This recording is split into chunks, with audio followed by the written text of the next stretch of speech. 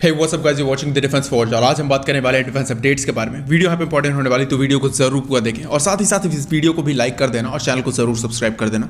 बात करेंगे सबसे पहले डिफेंस अपडेट के बारे में, जो कि आ रही है F-15EX की तरफ से। आपको ऑलरेडी पता होगा MMRCA 2.0 में कुछ कंटेंडर्स हैं, जिसमें F-15 भी शामिल था, लेकिन F-15 के EX वर्जन को अभी बोइंग ने इंडिया को जो प्रेजेंट किया ही था, लेकिन इस चीज़ के लिए उन्हें फॉर्मल तरीके से, यानी कि यूनाइटेड स्टेट गवर्नमेंट की तरफ से जो आप कह सकते हो मंजूरी है, वो यहाँ पे नहीं मिल पाई थी। लेकिन अब इस चीज़ को यूनाइटेड स्टेट्स गवर्नमेंट की तरफ से भी पास कर दिया गया है।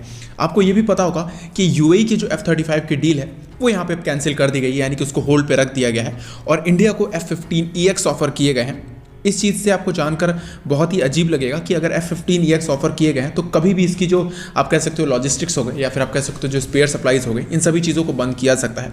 और यूनाइटेड स्टेट्स पे पूरी तरीके से भरोसा नहीं किया सकता, क्योंकि हर एक गवर्नमेंट आने के बाद भले ही एयरक्राफ्ट केपेबल एयरक्राफ्ट है, ओपन मिशन कंप्यूटर के साथ हमें मिल रहा है, हम जो चाहे वो वेपन इसमें इंटीग्रेट कर सकते हैं। ऐसा नहीं है कि यूनाइटेड स्टेट्स के वेपन्स इसमें लगाए जाएंगे, लेकिन और जितने भी सिस्टम्स आए जैसे कि डिजिटल कंप्यूटर्स हो गए, बाकी सारी चीज़ें हो गई, ज़्यादा थ्रस्ट जनरेट करने वाला इंजन हो गया, ज़्यादा वेपन्स कैरी कर सकता है। कुछ लोगों का कहना है स्टेल्थ है, लेकिन ये भी स्टेल्थ नहीं है। ये सारी चीज़ें प्लान की गई हैं, लेकिन इसको भी रियलिटी में नहीं लाया गया है। और साथ ही साथ ये जो एयरक्राफ्ट है इनफ केपेबल है किसी रेडार को चकमा देने के लिए और अच्छी तरीके से अटैक करने के लिए।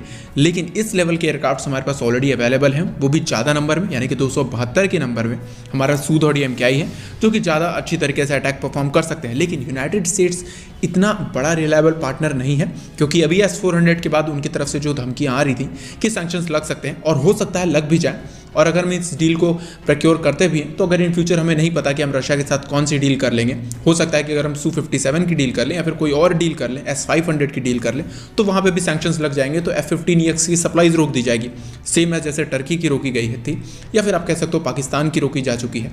तो उस तरीके के सैंक्शंस है, उससे बचने के लिए हमें यूनाइटेड स्टेट्स के साथ नहीं जाना चाहिए, और मोस्ट पॉसिबल है कि एयरफोर्स भी नहीं जाएगी, वो यहाँ पर रफाल को ही चूज़ करने वाली है। अब बात कर लेते हैं तेजस के बारे में, यानी कि तेजस मार्क 1A के बारे में। आपको ऑलरेडी पता होगा इसकी जो डील है, यहाँ पे बात कैबिनेट कमेटी ऑफ सिक्योरिटी से पास कर दी गई है, लेकिन अभी इसको फॉर्मल डील यानी कि पेपर में इसको साइन नहीं किया गया है। पर यहाँ पे कुछ चीज़ें में डिले दिख रहा है। पहले यहाँ पे बात की गई थी 2028 में इस चीज़ की डिलीवरी कंप्लीट हो जाएगी, अब बात कही जा रही है कि 2029 में डिलीवरी कंप्लीट होगी।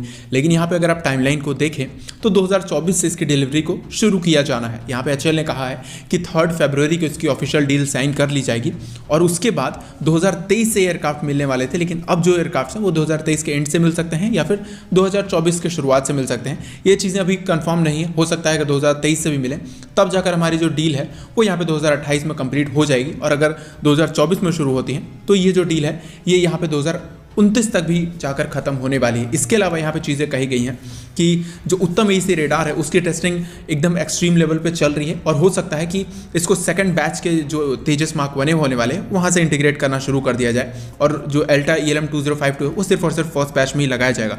यहाँ पे थर्ड असेंबली लाइन के बारे में बात की गई है। Third assembly line almost ready है, और उस असेंबली लाइन में से तेजस के जो ट्रेनर वेरिएंट्स होंगे, यानी कि मार्क 1A के ट्रेनर वेरिएंट्स होंगे, उसको यहाँ से रोल आउट किया जाएगा। और ये जो ट्रेनर वेरिएंट्स होने वाले ये 18 की संख्या में होने वाले हैं। तो यहाँ पे HAL का कहना है कि जब ट्रेनर वेरिएंट्स को बनाना शुरू कर देंगे, उसके बाद जब ये ट्रेनर वेरिएंट्स की चीज़ें कंप्लीट हो जाएंगी, तो इसको और नासिक फैसिलिटी दोनों को ही मिलाकर हम अच्छे खासे नंबर में तेजस को एक्सपोर्ट कर सकते हैं। यानी कि तेजस मार्क 1A को एक्सपोर्ट करने का पूरा प्लान बना चुकी है HAL, और चाह रही है कोई कंट्री उन्हें ऑफर जल्दी ही दे दे। बात करेंगे चाइना के बारे में, तो आपको ऑलरेडी पता होगा चाइना जिस तरीके से बॉर्डर के एरियाज़ में अपने ट्रूप्स की मूवमेंट को बढ़ा रहा था, उस तरीके से अब चीज़ें और समझ में आएंगी। चाइना ने करीबन 10,000 जो ट्रूप्स हैं उसको यहाँ पे तिब्बत रीजन में अब डिप्लॉय कर दिया है। ये सारी चीज़ें उनके टिकटॉक जैसे वीडियोस जो होते हैं वहाँ से निकल के आई हैं कि चाइना ने करीबन 10,000 जो ट्रूप्स हैं उनको यहाँ पे तिब्बत में डिप्लॉय करके रखा है, जो कि इंडिया के जो लद्दाख एरिया है वहाँ से काफ़ी पास में ही है। और कुछ हफ्ते पहले करीबन 7,000 के आसपास जो ट्रूप्स थे उसको यहाँ पे चाइना ने ऑलरेडी डिप्लॉय किया हुआ था LAC के पास, यानी कि पैंगोंग TSO के पास जो 7,000 ट्रूप्स हैं उनको बैकअप में कर दिया गया था।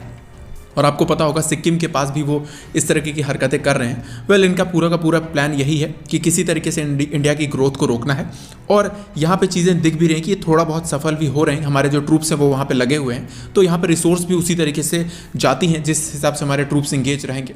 आई होप कि जितनी जल्दी हो सके उतनी जल्दी डिसएंगेजमेंट हो जाए। लेकिन यहाँ पे पूरा पाकिस्तान का हाथ दिख रहा है। पाकिस्तान और चाइना मिलकर दोनों ही बॉर्डर्स को हीटअप करने की कोशिश कर रहे हैं, लेकिन एट द एंड इन्हें पूरी तरीके से उसका जवाब मिलेगा। अब बात करेंगे CCPC की तरफ से, कैसे उन्होंने ये एयरक्राफ्ट को डिज़ाइन करना स्टार्ट कर दिया, यानी कि चोर कम्युनिस्ट पार्टी ऑफ चाइना की तरफ से। तो आप इस एयरक्राफ्ट को देख पा रहे होंगे, चाइना ने इसे अभी शोकेस किया है, यानी कि इसके डिज़ाइन को शोकेस किया है। बहुत ही जल्द इस पर काम भी वो स्टार्ट करने वाले हैं, या फिर हो सकता है स्टार्ट भी कर दिया है। इस एयरक्राफ्ट को देखोगे तो आपको फ्लैंकर फैमिली से काफ़ी मिलता जुलता लगेगा।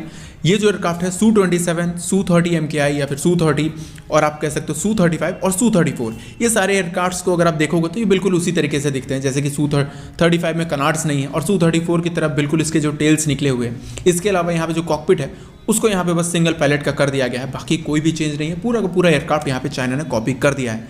सेम एज GF-17 थंडर के साथ भी किया था, उन्होंने रशिया से डिज़ाइन खरीद लिया और उसके बाद उस एयरक्राफ्ट को बना दिया। इसी तरीके से ये नया बॉम्बर प्लान कर रहे हैं, एक ऐसा बॉम्बर जो थोड़ा मनूवरेबल हो, क्योंकि बॉम्बर्स मनूवर नहीं कर सकते, लेकिन ये चाह रहे हैं कि एक ऐसा बॉम्बर बनाए जो कि मनूवरेबल हो सकता है। और एट द एंड ये सारी जो टेक्नोलॉजी है चाइना हमेशा ही कॉपी करके बना रहा है और दोबारा से ये सारी चीज़ें प्रूफ भी होती हैं। आपको क्या लगता है इन सारी चीज़ों के बारे में? कॉमेंट करके जरूर बता देना। आज के वीडियो के लिए इतना ही। अंत तक वीडियो को देखने के लिए धन्यवाद। जय हिंद।